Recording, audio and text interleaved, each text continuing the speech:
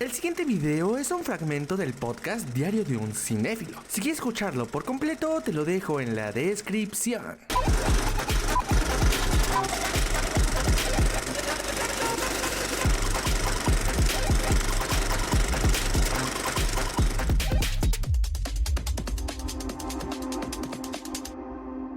También salió El Diablo Viste a la Moda 2, una película de la cual vamos a hablar muchísimo, y de hecho vamos a comenzar con ella.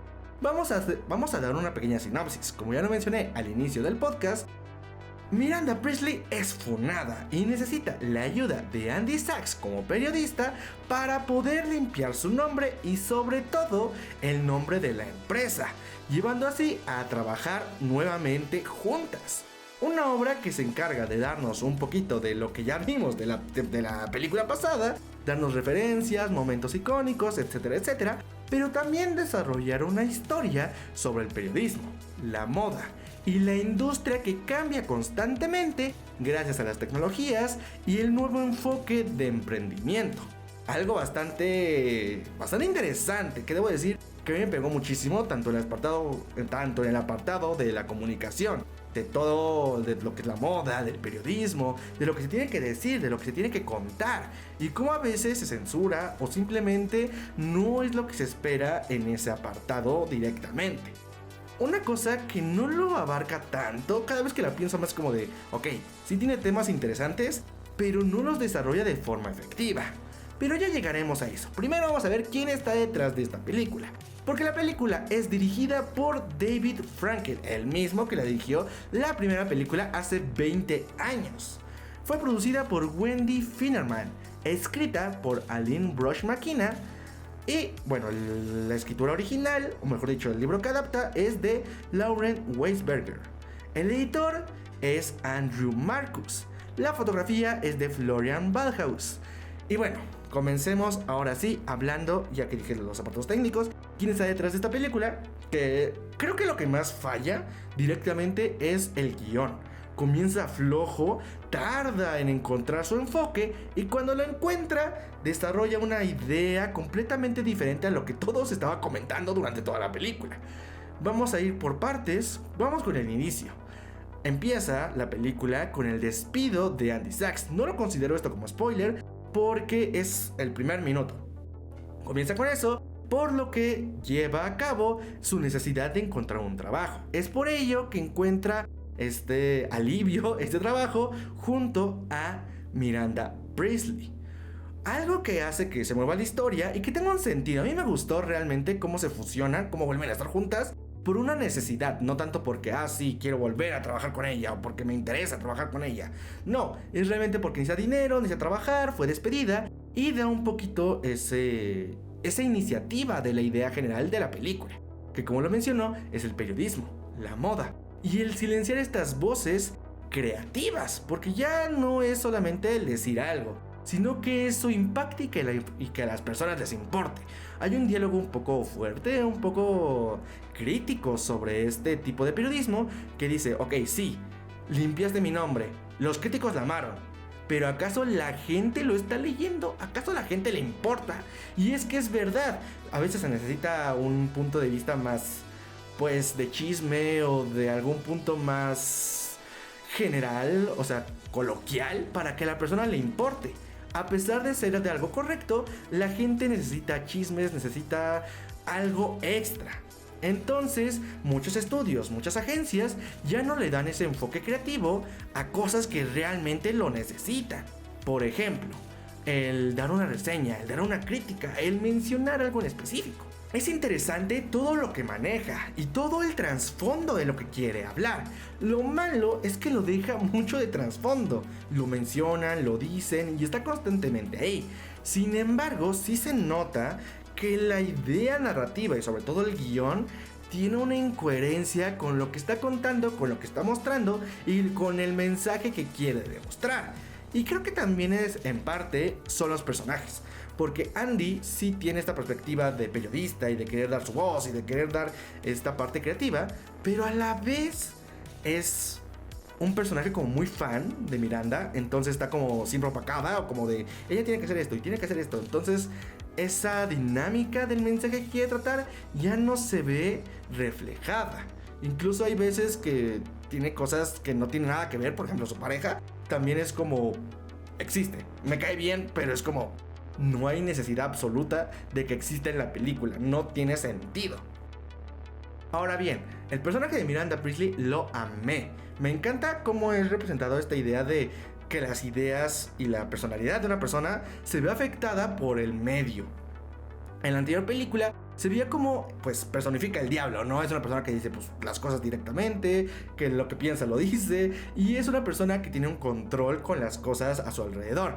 Pero en esta película se nota que ese control lo ha perdido gracias a las generaciones y a los cambios que han existido gracias a, pues, a la vida en general, al futuro. Ya no es tan fácil decir lo que se piensa, ya no es tan fácil simplemente dar órdenes, ya no es tan fácil ser ese líder tan crítico pero asertivo. No, ya necesitas tener un poco más de empatía, un poco más de pensamientos en tus clientes, en las personas que están a tu alrededor, etcétera, etcétera. A mí me gusta porque representa bastante bien los tiempos de ahora, cómo eres censurado y sí, hay cosas que no puedes decir y hay cosas que no tienes que decir y hay muchas veces que tienes que pensar antes de hablar, pero creo que también personifica perfectamente el cómo ya no puedes expresarte o ser tú mismo. A pesar de ser una persona exitosa, a pesar de ser una persona buena, el mundo es un lugar de críticas y esta película lo personifica. Lo hemos visto con Tarantino, para dar un ejemplo específico en este medio. Como habló sobre películas que no le gustan, sobre actores que no les gustan, y lo terminan fundando, lo terminan criticando, terminan diciendo cosas que sí, es entendible porque es como, ¿por qué dices eso? ¿Por qué tu opinión acerca de esto? Pero también es su opinión, es libertad, y a veces nos dejamos, o mejor dicho, nos quejamos por definir algo o pensamientos en lugar de escuchar y aceptarlos. Hay veces que pues sí, puedes criticarlos y puedes decir, ok, basta, esto me está afectando o incluso está afectando a otra persona o etcétera, etcétera. Es una conversación bastante interesante que también me gustó mucho de la película. La funa, lo vulnerable que se vuelve la gente al tener otra perspectiva de lo que es el mundo. Volviendo al tema, porque me deshilo y me voy. Volviendo al tema de la moda, del periodismo y de todo este impacto en los medios, me gusta también porque se ve reflejado con las personas que trabajan detrás. Han pasado 20 años desde la primera película. Obviamente las personas van creciendo y obviamente los medios, en este caso la revista, buscarán nuevas perspectivas para poder tener innovación y tener un enfoque más futurista. Y si las personas que tienes actualmente ya no te funcionan porque tienen una idea pasada, las vas a cambiar y eso es muy triste y es algo que quita la idea creativa por algo más económico. Porque sí, Miranda Priestly, Nigel, Andy Sachs son personas creativas que tienen un enfoque y quieren mostrar un estilo de vida. Pero el mundo actual lo único que quiere es que sea productivo y que funcione para generar dinero. Entonces, al quitar esta parte creativa para generar dinero, creas un caos entre lo que es y lo que era. Bastante interesante también, que no se desarrolla tanto como lo que lo estoy mencionando, pero es muy importante de desarrollar porque yo incluso creí que toda la película iba a ir hacia eso, como de te van a correr, te vas a ir, ya no te van a necesitar, simplemente porque ya pasaste de moda o porque el mundo actual no requiere de creatividad, requiere de dinero, que es algo muy, muy triste. Incluso se ve en el periodismo, porque ya la gente ya no quiere noticias de lo que pasa en el mundo. Quiere chismes y quiere saber cosas de cómo le fue a esa persona, cómo le fue a la otra y ya, no quiere comunicar o no quiere saber lo que realmente pasa en el mundo. Algo bastante drástico. Voy a empezar con algo que anoté aquí, que es si realmente la película es una buena película o es nostalgia barata. Creo que la primera parte, creo que todas las personas que hemos visto la película concordamos que la primera parte es lo peor de la cinta. Una vez que ya se establecen nuevamente los personajes y una vez que ya se establece esta narrativa, toma un enfoque precioso y que vas a amar. Pero la primera parte sí se siente lenta, sí se siente forzada y sí se siente como querer crear nostalgia por crear nostalgia. Fuera de ahí, ya después tiene un desarrollo tan bonito algunos personajes, en particular Nigel. Tiene un arco de redención y un arco de apreciación y un arco tan lindo, tan tierno, que es imposible no sentir esa empatía, sentir ese aprecio por el personaje. Aparte es mi personaje favorito, entonces es entendible que yo tenga muchísimo más apego por él. En conclusión, ¿es nostalgia barata? Creo que no. Creo que sí utiliza elementos de la primera película para poder encajar con este público objetivo, pero sí creo que tiene cosas interesantes detrás de esa nostalgia barata. Sí logra tener un estilo muchísimo más innovador y muchísimo mejor desarrollado. Vamos a hablar también de la parte de los empresarios. Algo que me gustó también de la película, y que ya lo he mencionado muy superficialmente como la película, es la parte del dinero. Aquí se ve desarrollado con el personaje de...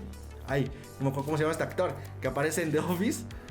Como que no le importa nada, es como de yo quiero dinero, no me importa, yo no quiero perspectivas creativas, yo no quiero que esto se vea bonito.